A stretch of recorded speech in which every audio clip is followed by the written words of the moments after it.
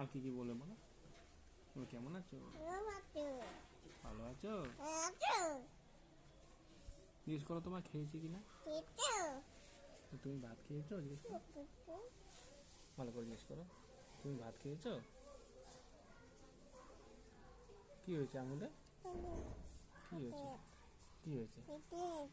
কেটে গেছে? কি করে কেটেছে মা? না না, হাত দেয় না মা, ওখানে হাত দেয় না। না না না না না।